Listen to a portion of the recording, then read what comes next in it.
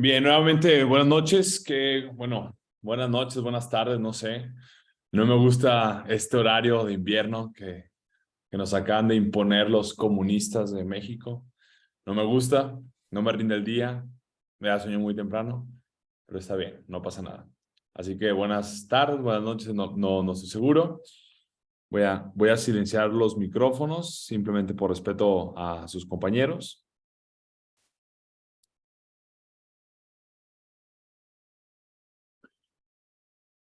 Y bien, gracias por comprender que el jueves pasado, bueno, no soy comunista, así que sí trabajo, tengo un muy buen trabajo, gracias a Dios, lo disfruto mucho, pero a veces tengo que trabajar un poquito de más, así que a veces sí va a pasar esto, que tenga que posponer ciertas reuniones, ciertas clases, pero pues gracias por su comprensión y voy a compartir pantalla para comenzar.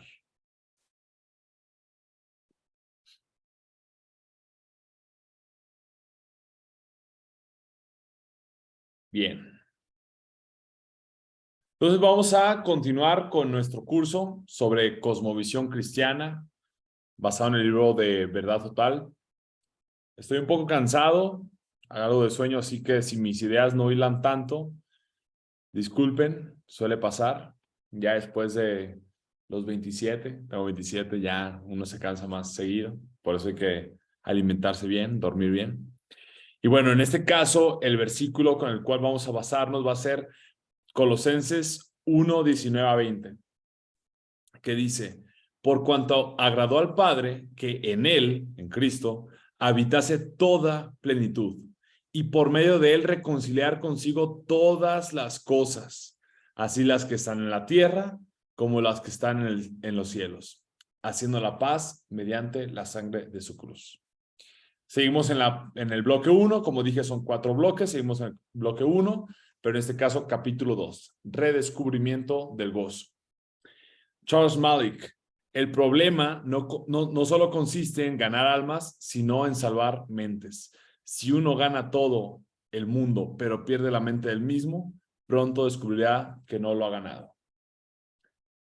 Bien, muchas veces creemos que servir al Señor es hacer un trabajo eclesiástico, un trabajo dentro de la iglesia.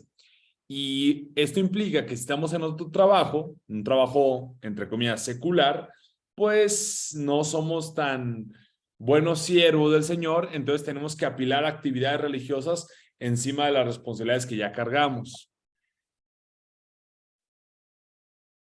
La cosa es que hacer esto es como poner un marco religioso en una pintura secular, es decir, ¿sabes qué? Sí, soy abogado, soy economista, soy funcionario de gobierno, soy plomero, soy lo que sea, no estoy sirviendo tanto al Señor, así que voy a meterle 1, 2, 3 horas extras al día de hacer este ministerio, hacer esto con la iglesia y así ya estoy sirviendo al Señor.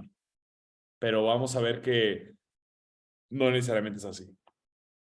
Y bueno, obviamente esto no trae gozo al cristiano, esto lo aflige a cualquier cristiano, porque creemos que no estamos sirviendo de la manera que otros cristianos que fueron llamados dentro de la iglesia, entonces despreciamos de cierta manera nuestro trabajo. Pero hay que entender que en toda profesión, en toda, la que me digan, la postura predominante brota de algunas filosofías subyacentes. Ya la clase pasada vimos un poco que toda postura parte de presuposiciones filosóficas y religiosas, así que en cualquier campo en el que estés, si hay una postura predominante, tienes que saber que hay una filosofía subyacente, una filosofía base, de los supuestos básicos en torno a lo que es en última instancia verdadero y justo.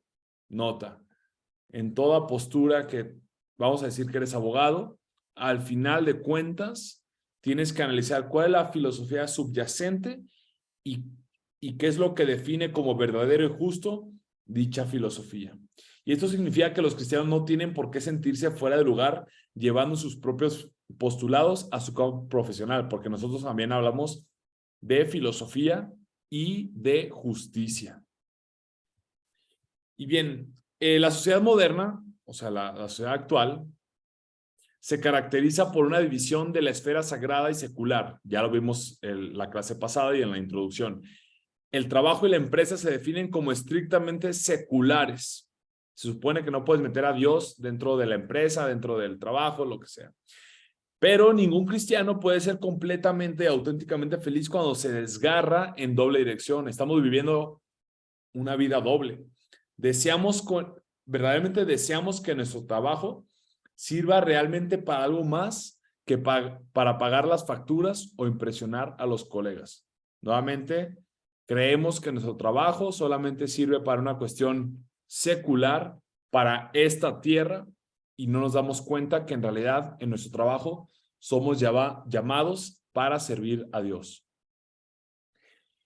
Y esa dicotomía de la que venimos hablando, pues hace que el cristiano se fragmente, que tenga una vida doble.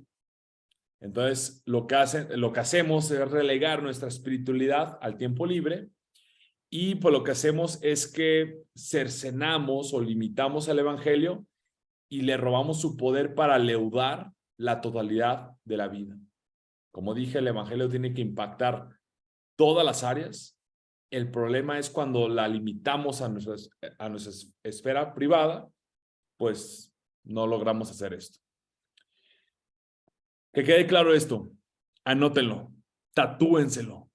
Todo trabajo, todo, mientras sea legal, todo trabajo es un llamado, es un llamamiento del Señor. Porque en todo trabajo existen principios bíblicos que podemos aplicar en ellos. En cualquier trabajo en el que estés, estás realizando la obra de Dios. Ya hablamos en la clase pasada que somos las máscaras de Dios en el trabajo en el que estés.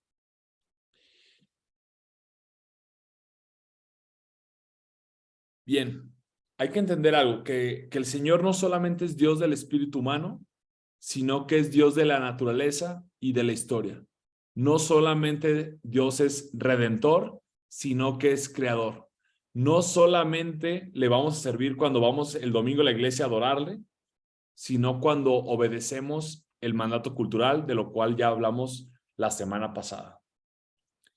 Y miren, hay cristianos que están dentro de la política, funcionarios públicos, que se sienten culpables porque dicen, oye, si yo estuviera sirviendo verdaderamente a Dios, estaría dentro de la iglesia, estaría en un ministerio, pero se equivocan. Los cristianos normales o laicos que no están dentro del ministerio en realidad son las tropas de vanguardia de la iglesia en su compromiso con el mundo. Leslie Newbigin. ¿Qué quiere decir esto? Es como la iglesia y el reino son cosas que están entrelazadas, pero no son la misma. La iglesia, vamos a la iglesia el domingo y ahí vamos todos los habitantes del reino. Pero de lunes a sábado, nosotros estamos extendiendo el reino a través de nuestro trabajo, ya sea que seas plomero, ama de casa, arquitecto, funcionario, lo que seas, estás extendiendo el reino. Y la mayoría de los creyentes carecen del sentido bíblico de la vocación en sus empleos, por lo que no aciertan a reconocerlos como trabajo de vanguardia para el reino. Hay que entender que la iglesia es un campo de instrucción para enviar laicos preparados para predicar al mundo. Es lo que digo, la iglesia vamos al domingo, pero ahí nos preparan o nos deberían preparar para llevar este mensaje al mundo. Y miren, debemos aprender a ser bilingües. ¿A qué me refiero? Que tenemos que aprender a traducir el evangelio a la cultura que nos rodea. Ojo, no significa que nosotros nos debemos adaptar a la cultura que nos rodea, porque esto ha pasado y me he metido en unos muy buenos pleitos con algunos cristianos que no, es que ya no puede ser tan radical. Quieren presentar a Jesús como un hippie con una pistolita de Nerf, buena onda, conduciendo un carro eco-friendly, no sé. Pero Jesús no es un hippie. Jesús es rey y está montando un caballo blanco y de su boca sale una espada y está sometiendo a sus enemigos, que quede claro. Pero eso no significa que no podamos saber traducir el lenguaje de la cristiandad a la cultura que nos rodea. Ojo, no significa adaptarnos a nosotros mismos y a los principios bíblicos a la cultura que nos rodea. Simplemente significa lograr comunicar nuestro mensaje a la cultura que nos rodea. Somos como inmigrantes, pero no es cuestión de solamente preservar unos pocos dichos y costumbres del país que procedemos, el país de arriba, sino que somos misioneros que traducimos el lenguaje de la fe al de la cultura que nos envuelve. Por algo la Biblia dice que somos heraldos de Cristo, heraldos del Rey. Y un heraldo, al momento de ir a otro país, tiene que aprender la cosmovisión de dicho país para poder comunicar correctamente el mensaje cristiano. Y el problema es que muchos estudiantes cristianos actualmente desconocen cómo expresar la perspectiva de su fe en un lenguaje adecuado en la arena pública. O sea, tristemente, yo mismo caí en esto. Yo no sabía cómo decir que el cristianismo podía aplicar en la psicología. Y seguramente mucha gente no sabe cómo aplicar el cristianismo en el derecho, en las ciencias, en el arte, etcétera, etcétera.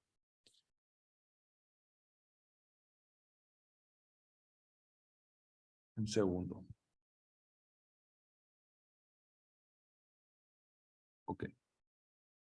Bien, sí, es cierto que el cristianismo ha aumentado, o sea, se ha aumentado en las universidades y todo, pero el problema es que ha aumentado, pero solamente nos estamos limitando a la esfera pública. Nuestra influencia en la arena, perdón, se ha aumentado en la arena privada, pero en la arena pública no estamos teniendo el impacto que deberíamos tener. Por lo mismo, porque no sabemos cómo llevar, trasladar, traducir los principios bíblicos en el lenguaje de la cultura que nos rodea. Sí, la esfera privada es cada vez más religiosa, mientras que la esfera pública es cada vez más secular.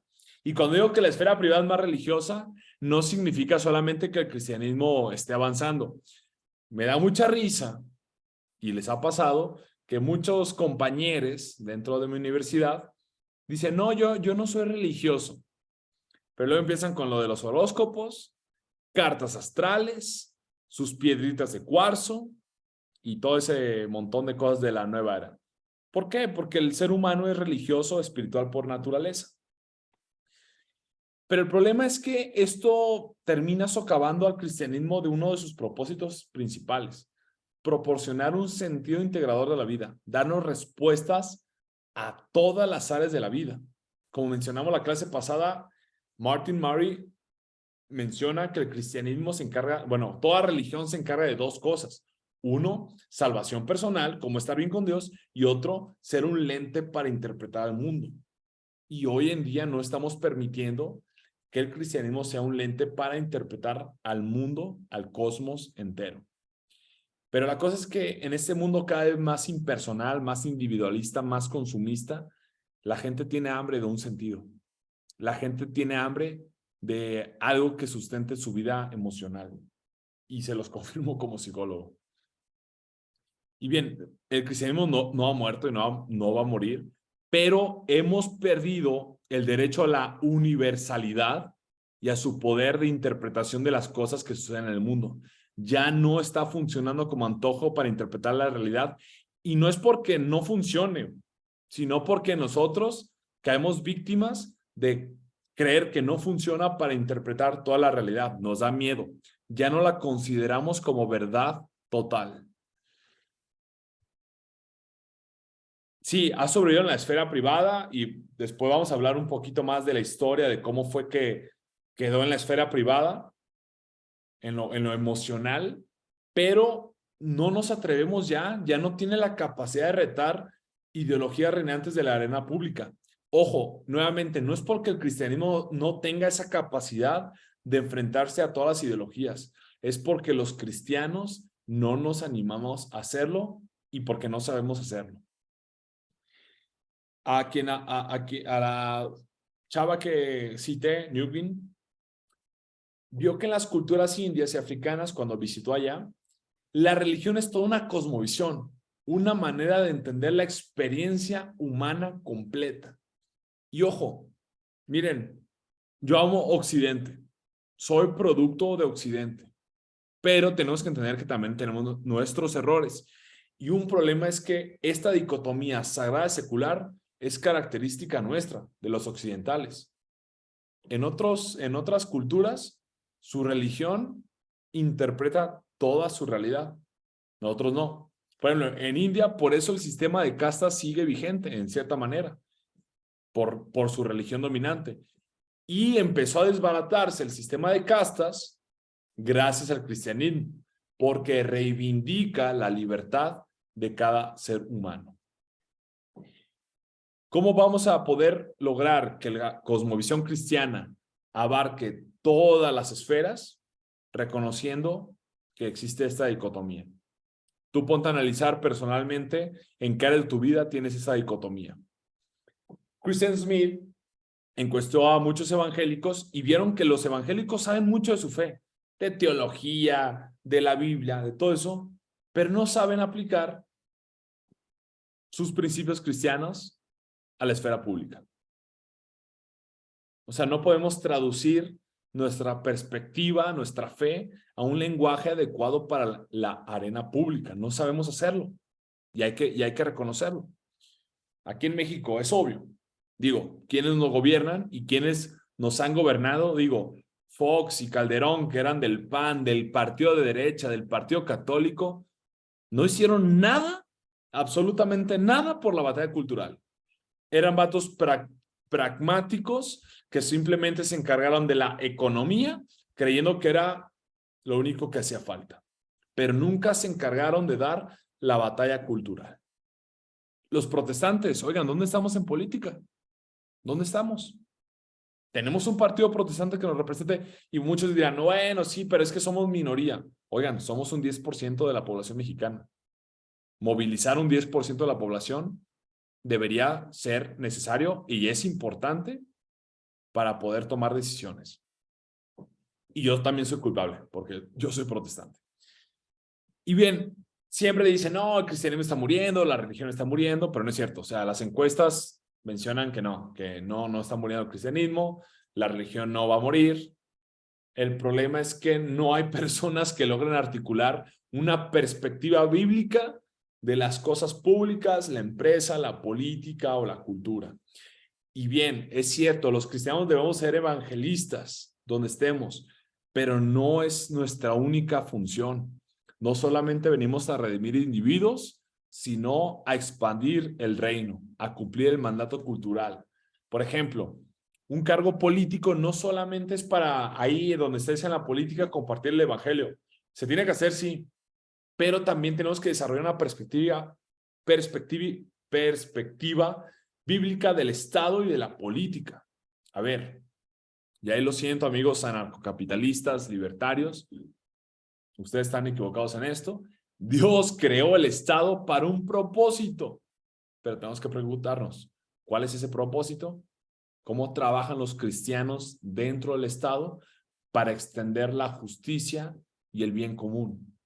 Sabemos que al Estado, mediante el gobierno, más bien al gobierno mediante el Estado, le fue dado la espada de la justicia en Romanos 13. La pregunta es, ¿cómo es que tenemos que usar esa espada de la justicia? Y bien, el problema es que cuando los cristianos sí, genuinamente intentamos influir en la arena política, en la arena pública, pero nuestra estrategia es importar actividades de su esfera privada, como reuniones de oración y evangelización. Lo que decía de las escuelas cristianas la semana pasada. Sí, nos enseñan de que hay que orar, memorizar versículos, hay que leer la Biblia, pero su materia como tal sigue siendo secular. Lo que mencionaba el pastel. Es un pastel con un betún cristiano, pero el contenido sigue siendo secular. Y para desarrollar una cosmovisión cristiana que impacte todas las áreas, necesitamos entender cuáles son las barreras que nos impiden aplicar nuestra fe a la arena pública. ¿Por qué es que los occidentales perdimos esta visión del llamamiento global que Dios hace a nosotros. Ahora hay que entender, vamos a ir a un poco de la historia. Para entender el presente hay que entender el pasado, y para poder dar paso al futuro hay que entender también el pasado. Los primeros cristianos, la cristiandad primitiva, vivieron en medio de una rica tradición intelectual de la filosofía griega. O sea, los griegos eran muy dominantes intelectualmente en ese tiempo. ¿Cómo lo hicieron para defender su fe a las filosofías de ese tiempo? De hecho, la mayor herejía en ese tiempo, puedes leer las cartas del apóstol Juan, fue el gnosticismo, que es filosofía griega. Bien, hay que entender algo, y lo vemos la semana pasada. Los pensadores clásicos, los pensadores paganos, sí creían en cosas buenas, siguen reflejando la imagen de Dios. Se enfrentaron a los hedonistas, a los materialistas, y afirmaron ideales eternos. Creían en el conocimiento objetivo, que no era una mera convención social. Entonces los cristianos dijeron, oye, estas cosas son ciertas, y las adoptaron elementos de la filosofía clásica como instrumento intelectual para dar expresión filosófica a su fe bíblica. ¿Cuál fue el problema? Que esta cuestión de materia y forma, este dualismo, voy a hablar un poquito más de eso adelante, se coló dentro de la cristiandad. Vemos que el pensamiento clásico, el pensamiento griego, trazó una dicotomía entre materia y espíritu, tratando el ámbito material como menos valioso que el espiritual y a veces como el mal absoluto. ¿Se acuerdan de estas dicotomías que hablamos de hecho-valor, sagrado secular? Bueno, los filósofos fueron de los que los comentaron. Materia, forma. Ahorita hablamos de eso. La cosa es que los padres de la iglesia definieron la salvación como ejercicios ascéticos, ascetismo, destinados a liberar el espíritu del mundo material para que pudiera ascender a Dios. Platón fue el que más influenció a los pensadores cristianos, neoplatonismo. De hecho, la iglesia católica romana en sus primeros siglos fue, vamos a decir, persiguió o censuró, mejor dicho, censuró mucho a Aristóteles y le dio mucho auge a Platón, pero ese es otro tema. Platón nos enseñó que todo se compone de materia y de forma, dualismo. La materia por sí misma está desordenada. Las formas son racionales y buenas y le daban armonía y orden a la materia. Voy a decirlo esto lo más rápido que pueda, pero eso es para otro tema. Acuérdense, hay que tomar en cuenta algo. Las religiones primitivas de cualquier época adoraban a las cosas naturales, a este ciclo de, por ejemplo, una planta veían que soltaba una semilla, la semilla crecía, luego la planta moría y esa planta se descomponía para alimentar el siguiente ciclo. Un ser humano nacía, crecía, se reproducía, moría, su cuerpo era descompuesto y comido por el resto de la naturaleza. Habían ciclos, invierno, primavera, verano, otoño, ciclos, ciclos, ciclos. Y por eso adoraron a esa cuestión de la materia. Pero después, conforme va evolucionando la religión de una cultura pagana, en vez de adorar las cosas naturales, biológicas, físicas, comienzan a adorarse a sí mismos. Cuestiones nuestras, como el intelecto, la lógica, el arte, la estética, la moral, y con los griegos sucedió lo mismo. Primero adoraban a este flujo de materia, la madre Gea, y después empiezan a adorar la razón, la intelectualidad, todo eso, y se crean los dioses olímpicos. Por ejemplo, Apolos era el dios legislador, el de la ley. Pero como convivían estas dos religiones dentro de Grecia, la religión primitiva y la religión cultural, se crea esta dicotomía materia y forma. Solamente lo doy como contexto de cómo surgen muchas religiones. Hay que acordarnos, no voy a tener mucho en esto, la alegoría de la caverna de Platón, Si no la conocen, YouTube, Alegoría de la Caverna, te la explica facilísimo. De hecho, la Alegoría de la Caverna, a pesar de que critico mucho a los griegos, fue muy importante para mi conversión personal. Menciona que lo que nuestros sentidos captan, nuestros sentidos, son las sombras proyectadas en las paredes, pero que el filósofo iluminado por medio de la razón, de la racionalidad, sale de la caverna y descubre el mundo real de las formas inmateriales, siendo las más elevadas la bondad, la verdad y la belleza. Me encantaría detenerme a explicar más sobre materia y forma. Me encanta ese tema porque nos ayuda a entender muchísimas cosas, pero créanme, hay mucho material en YouTube muy simplificado y creo que lo simplifican más que yo. Así que si desconoces el tema, sí te recomiendo investigarlo un poco más para entender más sobre lo que estoy hablando. Nuevamente, esta dicotomía. Forma, razón eterna, materia, flujo eterno sin forma. Este flujo que les digo, este ciclo de vida, nacimiento, vida, reproducción, muerte y así se va. La cosa es que para los griegos, tanto la materia como la forma son eternas. Es muy importante entender eso y ahorita lo voy a explicar más. Y de aquí surge esta concepción dualista de las dos plantas. Ahí está el error. El error del platonismo, del dualismo platónico, fue identificar la fuente del mal en la materia. La fuente del mal la identifican en la materia y también el error fue considerar que la materia era eterna.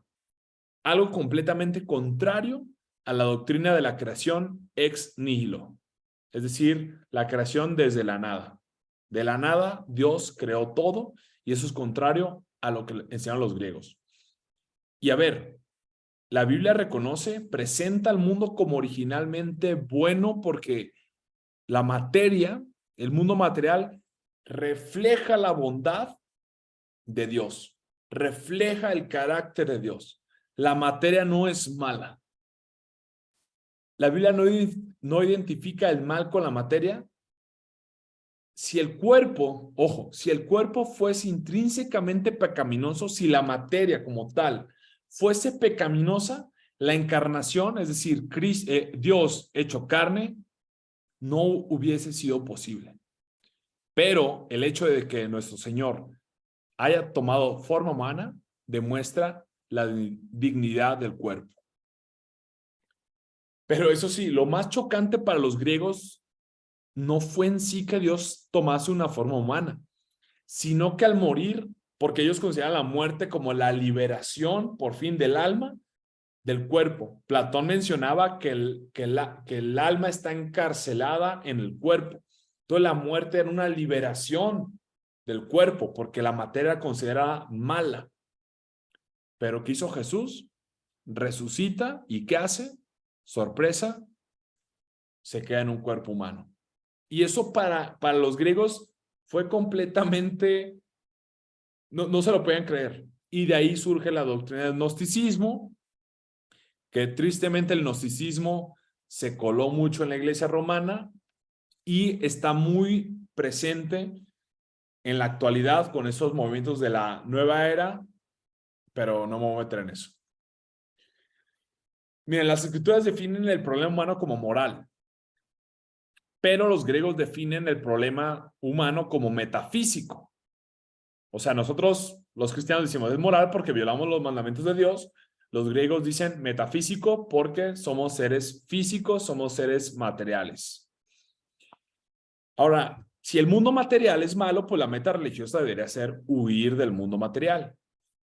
Entonces, pero el problema es que el trabajo manual, el trabajo secular, entre comillas, es considerado inferior, me equivoqué aquí, puse interior, inferior a la oración y meditación. El matrimonio y la sexualidad fue considerada inferior al celibato.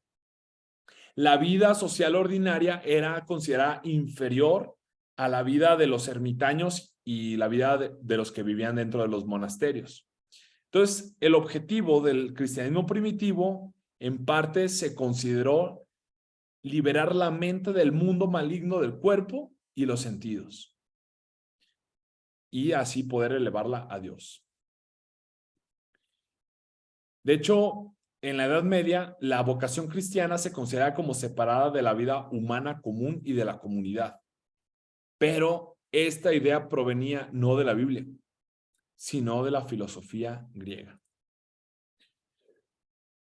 Los padres que más influenciaron por la filosofía griega fueron Clemente de Alejandría, Orígenes, Jerónimo y Agustín de Hipona. Nomás para, no los a ver, ojo, no quiero decir que no hay que leerlos y hay que desprestigiarlos. Yo quisiera tener la vida cristiana de Agustín de Hipona y quisiera tener la vida mental de cualquiera de esas personas. No los desprestigio, pero hay que reconocer que tuvieron errores. Agustín de Hipona, padre de la iglesia, de los más influyentes, de los más importantes tanto para el catolicismo como para el protestantismo. De hecho, Martín Lutero era agustino. El primero era maniqueo, después hizo platónico y después hizo cristiano, pero retuvo las enseñanzas dualistas tanto del platonismo como del maniqueísmo. Y enseñó que Dios primero creó las formas platónicas inteligibles, la lex eterna, y después el mundo material en imitación a las formas. O sea, tradujo a Platón en términos cristianos. Consideró que el mundo sensible era inferior al intelectual, pero esto ocasionó una visión dualista de la vida cristiana. Y de aquí viene la ética del ascetismo. La vida activa, es decir, tu trabajo manual o secular, entre comillas, era considerada inferior a la vida contemplativa, de meditar, de estar en el monasterio, etcétera, etcétera. Ahora, pero después llega Tomás de Aquino, pero antes de eso, gracias a los árabes, hay un redescubrimiento de la obra de Aristóteles, pero esto fue un desafío para el cristianismo por ser un sistema holístico, pero era un sistema pagano completo de filosofía, estética, ética, ciencia, política, etcétera, etcétera. O sea, Aristóteles no fue ningún tonto. Entonces los cristianos quedaron impresionados de la filosofía de Aristóteles, así que recurrieron a una dicotomía de dos niveles llamada teoría de la doble verdad, otra dicotomía. El nivel superior y el nivel inferior se consideran contradictorios entre sí. No voy a explicar tanto esto, lo explica mejor el libro, pero no creo que sea fundamental explicar la teoría de la doble verdad para el tema, pero si quieren entender, ahí está el libro. Entonces, Aristóteles enseñaba que el mundo es eterno, pero la Biblia enseña que es creado. Lo que decía, la materia era considerada eterna. Pero el problema de la teoría de la doble verdad afirmaba que ambas teorías eran verdaderas. Que Aristóteles tenía razón con el mundo eterno y que la Biblia tenía razón con el mundo creado. Llega Santo Tomás de Aquino y él se opuso a esta teoría de la doble verdad y cristianiza la filosofía de Aristóteles. Pero el problema es que él retuvo el marco dualista. Sí tuvo mejorías y ahorita vamos a hablar de ello. Pero cambia la terminología, retiene el marco dualista y lo cambia de pasar de materia, forma, pasa a naturaleza y gracia. ¿Qué es la naturaleza de una cosa? Su forma perfecta o ideal, su pleno potencial, la meta hacia lo que tiende, su telos, telón. En una obra de arte se cierra el telón, el fin. En la filosofía aristotélica, todos los procesos naturales son teleológicos, teleológicos, tienden hacia una meta o propósito. Aristóteles enseñó que los procesos naturales eran buenos, porque por medio de ellos las cosas alcanzan su naturaleza, su telos, y alcanzan el ideal de su forma perfeccionada. Una semilla llega a un árbol, un bebé llega a ser un humano adulto, un huevo se convierte en un gallo, etcétera, etcétera. Entonces, Tomás de Aquino tomó este argumento contra la idea platónica de que el mundo material es intrínsecamente inferior. Este fue un logro de Aquino. El mensaje del aristotelismo cristiano fue que Dios es bueno, su creación es buena y la bondad y causalidad de la creación son evidencia de la bondad de Dios. Se dio un golpe al ascetismo, sí, se recupera un concepto más bíblico de la creación y eso tiene un impacto en el arte y en el estudio científico. Ojo, la cosmovisión subyacente siempre va a tener un efecto en el arte y en la ciencia. Los artistas son el barómetro, los barómetros de la sociedad. Ahorita que te pones a ver todo el arte posmoderna sin sentido, es porque la cosmovisión subyacente de la sociedad es nihilismo y es posmodernismo. Ojo, eso es bien importante tenerlo en mente. Por eso en la cristiandad, la cristiandad medieval, las grandes obras arquitectónicas como las catedrales, y es una crítica que yo lo hago a la iglesia protestante actual. Es cierto, la palabra no está limitada por la belleza arquitectónica. Puedes predicar la palabra en una catedral hermosísima o puedes predicar la palabra en las catacumbas, como en la iglesia primitiva. Pero eso no significa que el evangélico se tenga que limitar a decir, no, bueno, pues donde pueda predicar. Si tienes la oportunidad de mejorar el espacio en el cual estás predicando, es buenísimo, porque el arte, la estética está reflejando lo que creemos. Eso también tiene una cuestión escatológica de qué creemos que es el fin de los tiempos, pero no me voy a meter en este tema ahorita. Quizá algún día diga de una pequeña clase de escatología, aunque no les conviene, nada se grande. Bien, entonces este dualismo genera un problema. ¿Por qué? Porque la naturaleza, como era alcanzar el telos de las cosas, pues bueno, la naturaleza es inmanente del mundo. O sea, el mundo podía alcanzar su telos, su fin, su pleno potencial sin la necesidad de Dios. Eso empezó a filtrarse en la mente de las personas. Pero la Biblia enseña que toda la creación está ordenada hacia una relación con Dios. Y aquí no sabía esto. Todo lo que hace para solucionar este problema fue conservar el concepto aristotélico de naturaleza, pero en un nivel inferior. Otro dualismo. Y en un nivel superior añade la gracia de Dios. Es decir, el humano en un nivel inferior tiene facultades naturales, pero también nos da un don sobrenatural para poder tener una relación con él. Aquí no. En el estado de pura naturaleza, el hombre necesita un poder añadido a su capacidad natural por la gracia. La gracia era un donum superaditum, don añadido.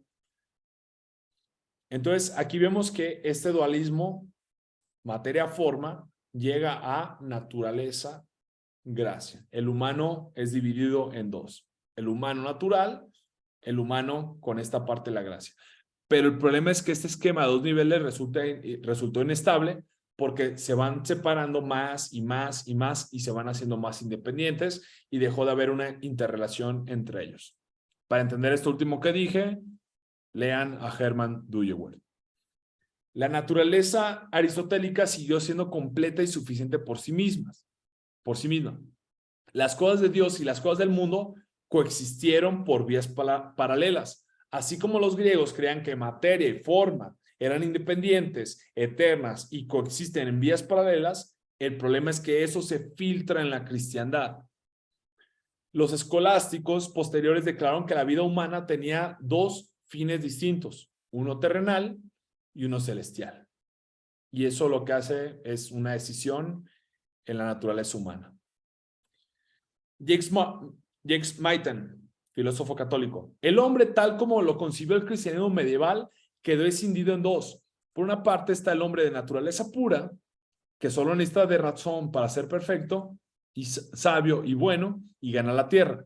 Por otra está la envoltura celestial, el creyente doble, asiduo a la oración y adoración al Dios de los cristianos, quien confronta y mulle con almohadas de gracia al hombre de naturaleza pura y le hace capaz de ganarse el cielo. Ojo, filósofo católico lo menciona. Entonces, lo que pasa es que los hombres debían servir a Dios, a dos amos, a Dios y a Mamón, a la iglesia y al Estado. Y esta concepción dualista, por eso la iglesia tenía al Papa como cabeza y al Estado tenía al emperador como cabeza. Y ahorita no me voy a meter a hablar tanto de qué sucedía en esta cuestión del Papa como cabeza de la gracia y el Estado como cabeza de la naturaleza. Pero como los griegos concebían que la materia tenía que ser regulada o vamos a decir guiada por la forma, pues ¿qué creen que pasó? El reino natural, el Estado, tenía que ser regulado por el reino de la gracia. Y por eso surgen las clerocracias. Yo estoy a favor de las teocracias, no de las clerocracias, pero eso es otro tema. Y bueno, esto refuerza la espiritualidad medieval de dos niveles. Los laicos tenemos fines naturales y las élites religiosas tienen el fin de la perfección espiritual. Los religiosos consideraban a su cargo realizar actividades religiosas que los laicos eran incapaces de cumplir por sí mismos.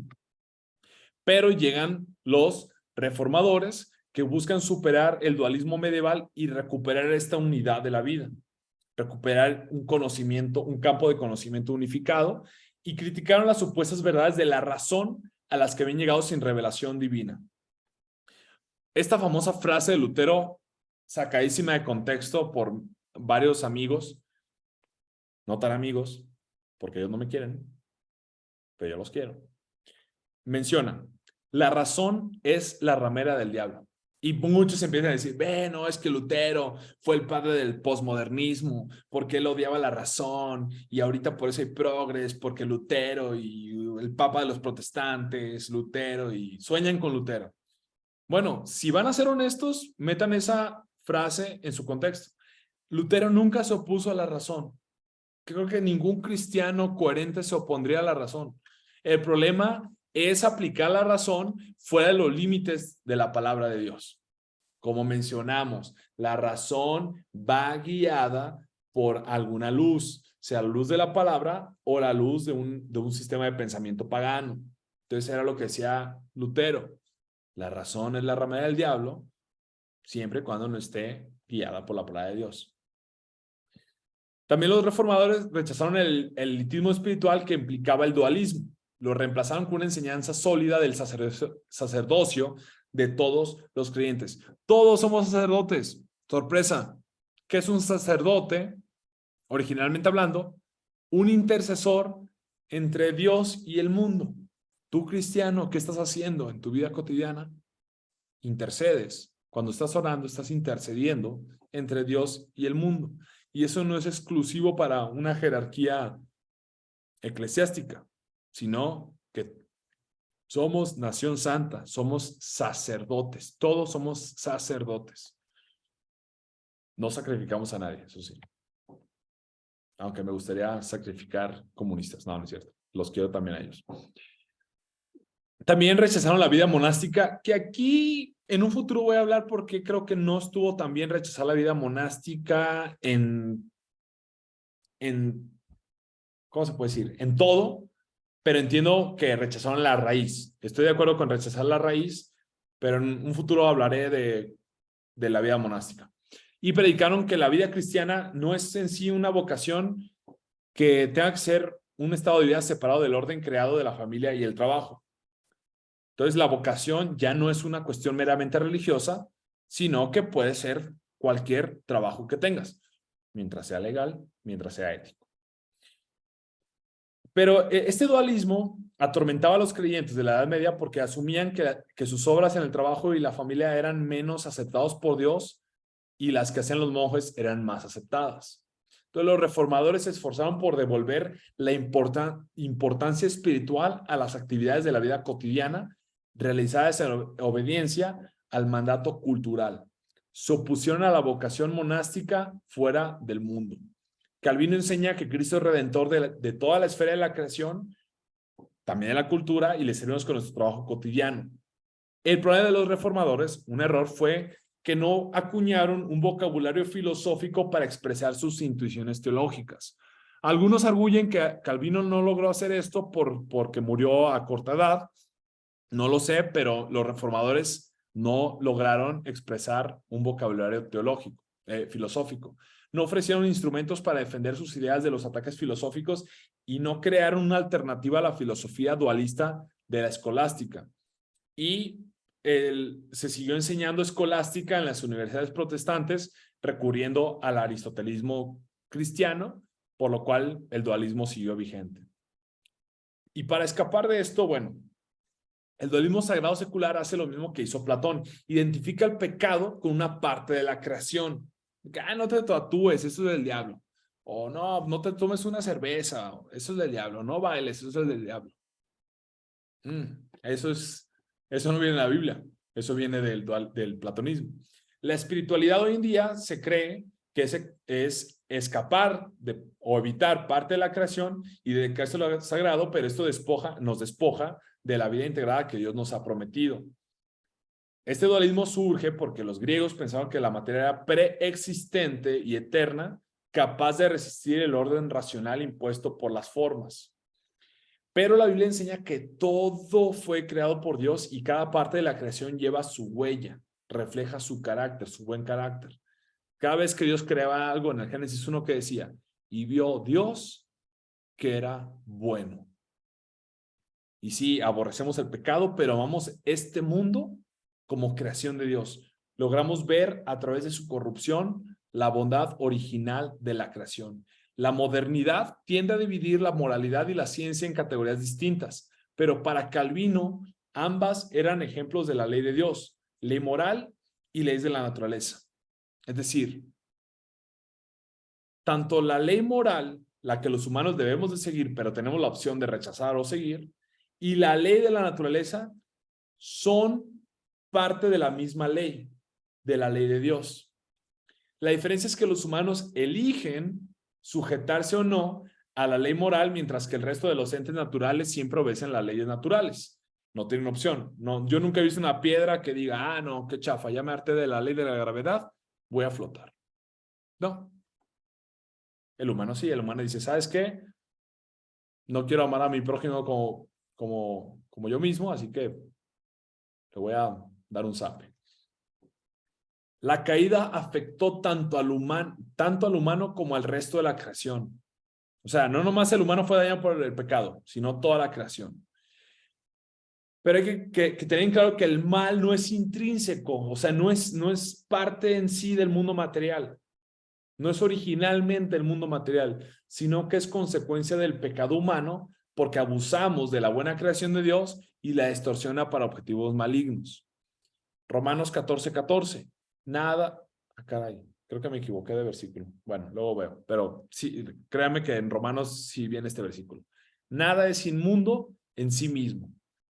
Solo contaminamos las cosas cuando los pecadores nos valemos de algo para rebelarnos en contra de Dios. La música no es mala. Dios mismo, yo tengo esa creencia que como Tolkien la expresa, crea el mundo a través de la música. La música es buena, originalmente. Pero luego tienes a Bad Bunny diciendo, ey, ey, ey, ey, y no sé cuántas cosas y ya saben. El Estado no es malo por sí mismo. Pero luego llega Stalin o estos comunistas imbañables y asesinan un montón de gente. El mercado no es malo en sí mismo, es bueno. Lo lamento, amigos libertarios, pero el mercado también hoy en día está teniendo excesos. ¿Qué está pasando hoy en día? Que tenemos esta infiltración de Facebook, de Amazon, de Apple, de Bill Gates dentro del Estado y están promoviendo todas estas cosas del aborto y del progresismo y todo esto. Entonces, en cada cosa que estemos, en cada área tenemos que buscar cómo fue que Dios lo creó originalmente, pero cómo esta área fue deformada por el pecado. Los pensadores reformados, específicamente lo desarrollan más los neocalvinistas holandeses, designan esto como estructura y dirección. Lo expliqué, creo que en la introducción, pero de forma muy breve. Estructura, carácter creado del mundo que sigue siendo bueno inclusive después de la caída. Música, arte, sexualidad, ciencia, trabajo, Estado. Estructura. Dirección, ¿de qué manera se dirigen estas estructuras para servir a Dios o los ídolos? Y en cada área debemos preguntarnos, ¿cuál es la estructura original que Dios creó? Segunda pregunta, ¿cómo está siendo distorsionada esta estructura y dirigida para fines pecaminosos? Y hasta las actividades religiosas se pueden orientar al pecado. Y lo sabemos, lo hemos visto. Seas protestante, seas católico, hemos visto cómo la religión también se usa para fines pecaminosos. Pero también llegamos a la redención. Así como la creación fue afectada por la caída, todo será redimido. En la eternidad continuaremos cumpliendo con el mandato cultural, aunque sin pecado. Ya casi termino. Creando cosas hermosas a partir de las materias primas de la nueva creación de Dios. En el Gran Divorcio, C.S. Lewis menciona que la vida después de la muerte tiene una similitud reconocible en este mundo, pero no obstante, cada hoja de hierba parece más real, más sólida, más sustancial que cualquier cosa alguna experimentada en la tierra. En el trabajo no solamente participamos hoy de la providencia de Dios, sino que también auguramos o prevemos las tareas que asumiremos en el cultivo de una nueva tierra al fin de los tiempos. La visión creación, caída y redención no deja lugar a la división de sagrado secular. Toda la creación fue originalmente buena, toda fue afectada por la caída, toda será redimida. Pero ese sistema, además de ser una potente herramienta de análisis, es necesaria mantener un balance. Enfatizar demasiado la caída lleva a pensar que somos indignos ante un Dios santo, cuando la realidad es que el pecado es tan doloroso porque nos quita la dignidad de nuestra creación original. La Biblia no inicia con la caída. Lo siento, amigos anabaptistas. Lo siento, amigos cuáqueros. Lo siento, amigos amish. La Biblia no inicia con la caída, sino con la creación. Y esto nos ayuda a darnos cuenta que la visión bíblica del humano es muy superior a la visión materialista del humano. No somos mera materia y una máquina de una computadora de carne, no. Somos seres creados a la imagen de Dios. Y por aquí tiene que iniciar nuestro mensaje evangelístico. Somos seres creados a imagen de Dios. Si iniciamos con la caída, sobre todo con un público que desconoce el contexto de la creación, es como empezar a hablar de un libro a la mitad. Las doctrinas aisladas, sacadas de su contexto, no tienen sentido para las mentes modernas, no pueden suplir el contexto por sí mismos. La caída sin el contexto de la creación no le dará comprensión a la redención, porque su objetivo, ¿qué es? Restaurarnos al estado original, al estado creacional. Los primeros cristianos sí predicaron a los judíos y predicaron directamente a Jesucristo como Mesías y como el supremo sacrificio, porque los judíos ya tenían el contexto. Pero vemos que Pablo, cuando le predica a los griegos, lo que hace es inicia con la creación. Les explica que Dios es el origen último del mundo, el Dios no conocido, y que es fuente de nuestra propia humanidad, por lo que no puede asemejarse a cosas materiales como los ídolos. De ahí ya pasan a la caída. Explican la creación y van a la caída, la falta moral hacia Dios que demanda arrepentimiento. Robert Belach menciona, para poder predicar a Jesucristo ya el crucificado, a los atenienses bíblicamente analfabetos, Pablo debe convencerles de la idea básica judía de un creador. Solo en ese contexto tiene sentido la encarnación, la crucifixión y la resurrección de Cristo. Es necesario hoy en día preevangelizar con la apologética para defender conceptos básicos sobre quién es Dios, quiénes somos nosotros y qué le debemos antes de presentar el evangelio. Sobre enfatizar la redención nos lleva a la doctrina de la perfección o santidad cristiana, de los metodistas, John Wesley y todos ellos, que me cae muy bien, bueno, excepto los progres. Ellos creen que podemos llegar a ser perfectos en esta vida, pero la Biblia nos enseña que el pecado no será totalmente vencido hasta que Cristo regrese. El enemigo ha sido herido de muerte. Tenemos la guerra ganada, pero el territorio ocupado aún no ha sido liberado. No.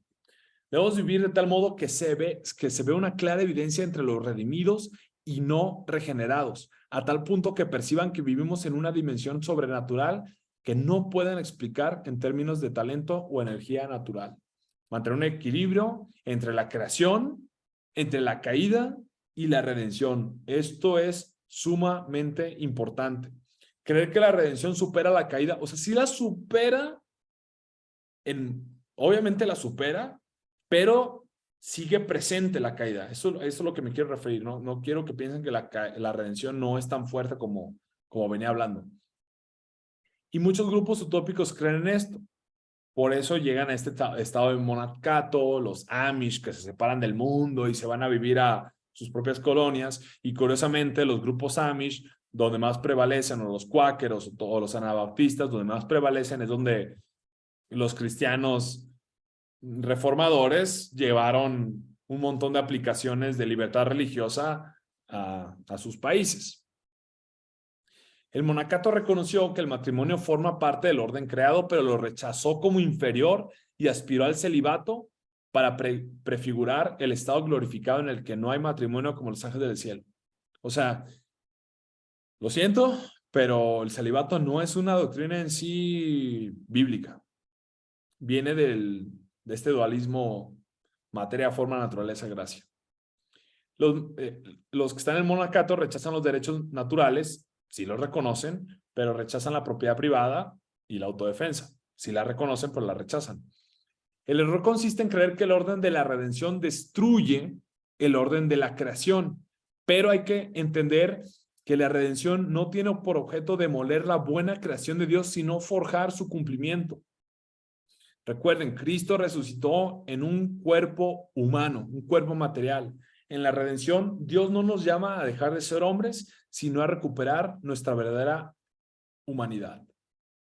Sobre enfatizar la creación, como lo hizo Tomás de Aquino, nos da a entender que la caída afectó solamente el estado de la gracia sobrenatural, el nivel superior, pero conservamos las facultades humanas, el nivel inferior, y quedaron intactas e inalteradas. Entonces, el evangelio se creyó que se quedó restringido en el ámbito superior de la religión y la teología, pero en los ámbitos del nivel inferior se creía que la razón podía funcionar adecuadamente por sí misma.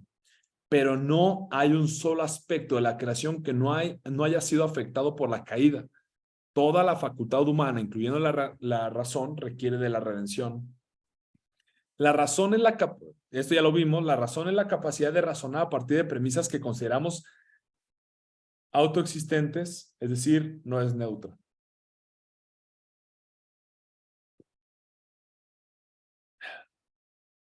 Se aplica la razón para interpretar los hechos a la luz de la revelación bíblica o algún sistema de pensamiento contradictorio. Esto ya nos tiene que quedar muy claro. Y ojo, la postura calvinista de la depravación total no quiere decir que todos los humanos somos irremediablemente malos. Los seres humanos son capaces de hacer cosas moralmente buenas hasta cierto punto, pero lo que se refiere a esta doctrina es que todo aspecto de la naturaleza humana se ha visto afectada por la caída, incluyendo la razón. En la práctica, el dualismo naturaleza-gracia significó que necesitamos regeneración espiritual en el nivel superior de la teología y de la religión, pero no regeneración intelectual para lograr la perspectiva correcta sobre la política, la ciencia, la vida social, la moralidad o el trabajo. El filósofo católico Louis Dupré agradece a la teología de la Reforma por superar este dualismo de la época medieval.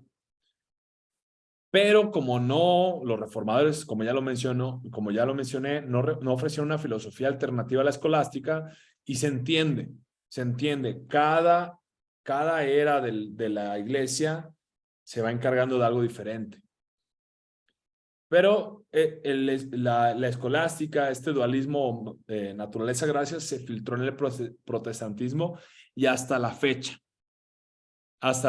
inclusive dentro de mi propia iglesia, que es iglesia presbiteriana, iglesia reformada, este dualismo sigue presente.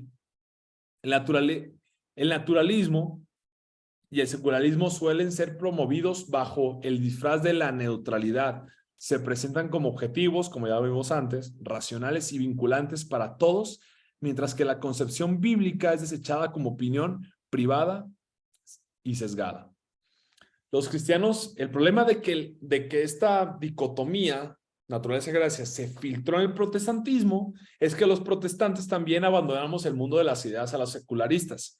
No nos damos cuenta que el secularismo en sí mismo tiene un compromiso filosófico y que si no admitimos en nuestro campo principios bíblicos en todos los asuntos, vamos a terminar recibiendo y promocionando principios no bíblicos. Y ahora, para el siguiente capítulo, lo que vamos a ver es cómo eso, ahorita analizamos históricamente un poco de la iglesia. Iglesia primitiva, filosofía griega, Agustín de Hipona, Tomás de Aquino, reformadores, pero vamos a ver que el secularismo surge también de esta corriente histórica que analizamos, sobre todo con el Renacimiento. Vamos a ver cómo este dualismo naturaleza-gracia se seculariza hacia la dicotomía hecho-valor. Y entonces, para poder emancipar al cristianismo de su cautividad cultural, vamos a tener que diagnosticar cómo surge el dualismo secular moderno. Eso lo vamos a ver en la siguiente clase. Vamos a ver un poco de Renacimiento, vamos a ver un poco de la Ilustración, de la Revolución Científica, etcétera, etcétera. Y ya vamos a ir llegando a nuestros tiempos actuales para darnos cuenta de cómo emancipar al cristianismo de su cautividad cultural. Para terminar, siempre quiero terminar con una frase. C.S. Lewis, uno de mis autores favoritos. El cristianismo concuerda con el dualismo en que este universo está en guerra, pero no cree que sea una guerra entre poderes independientes. Piensa que es una guerra civil, una rebelión, y que vivimos en una parte del universo ocupada por el rebelde. Territorio ocupado por el enemigo, eso es lo que es este mundo. El cristianismo es la historia de cómo el Rey justo ha llegado a esta tierra. Podemos decir que ha llegado disfrazado y nos llama a tomar parte en una gran campaña de sabotaje. C.S. Lewis. En el libro Mero Cristianismo, lean ese libro. Bueno, esta vez se me olvidó, ya ven que había dicho que iba a recomendar un libro al principio, se me olvidó, pero bueno, aprovechando el raid. Mero Cristianismo, no lo tengo ahorita a la mano. Mero Cristianismo, C.S. Lewis, fue de los más importantes para mi conversión. Leanlo. Ahora sí.